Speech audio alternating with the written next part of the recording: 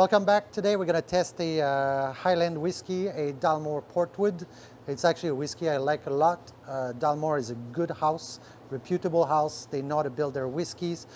For the longest time, they only had 12 years on the shelf, and maybe in the last 20 years, they expanded their collection to a 15 and 18, and also try to do some NAS, non-age specifics, like the cigar malt, the Port Wood, and the King Alexander, which is pretty much the top of their affordable line. Let's open this up and see what goes on in here. There you go. I'll just bring this a little bit closer so you can see. It's a little bit more ambered. It's not as, yeah, it's ambered, has a good color. That's because of the port cask or the sherry cask. It gives more color and more smell as well. There you go.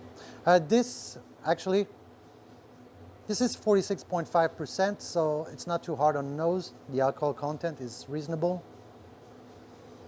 Smells like dry fruit. Smells like Christmas. A lot of dry, you know, dry fruit cake.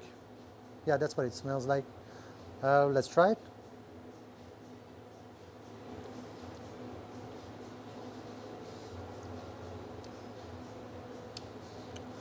You can taste the port cask. There's a lot of oak in there as well. It's overall good flavor. The aftertaste, you can the alcohol kicks in a little bit. I think it's properly made. Let's try again.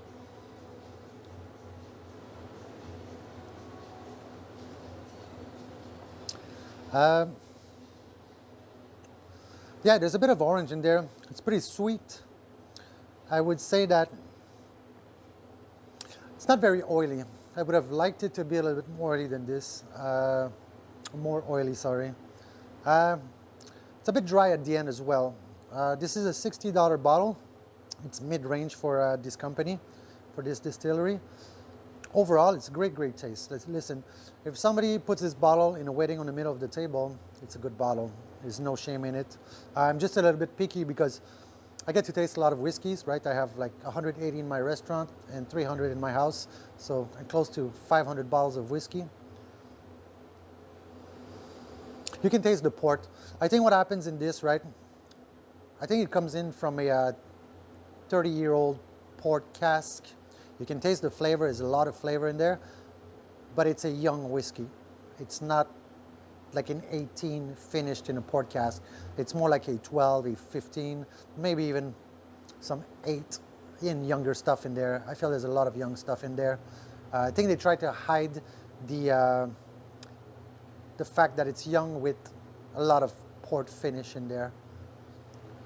The reason why I say this, well, first, it's not very oily, and the second, the dryness, yeah, the dryness, and you can taste the American oak. There's a lot of oak in there, which means that it's been mostly sitting in oak cask. And when a whiskey is young and it's sitting in an oak cask, then it gets very, if it doesn't mature for long enough, right, you're gonna get like a little bit like raw wood taste, not a like an old wood taste, like a more deep, more velouté, we would say.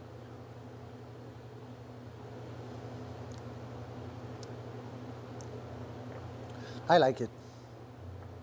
It tastes pretty darn good. Let me grab some water here.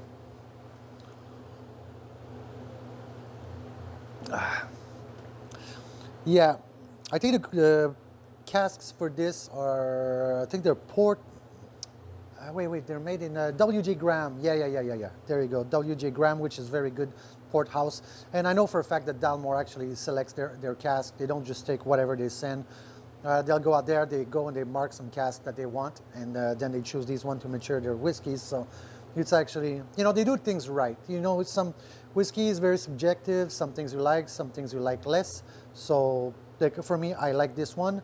The 15 is something I don't really enjoy. I'll review it later. And the 12, I think the 12 is better than the 15, but that's me, my preferences. The King Alexander is top of the line, of course. The cigar malt, we'll do a review on this because it's a little bit more special. It's another NAS, and yeah, it's very different than anything else I've ever had. So I did this one today because of the port finish. Like, it's a very, very strong port finish. I think it's a very interesting bottle. if you drink like a lot of whiskey and you get bored with whatever, give a shot to this. I think you're going to enjoy it. And if you don't, well, give it to somebody. I think you're going to enjoy it. You know, it's if you like something on the sweet side with a wine finish or a strong wine finish, I think it's a great bottle to do that. If you want to go deeper into port finish, then you have to shell a lot of money because it's going to be mature for a longer time.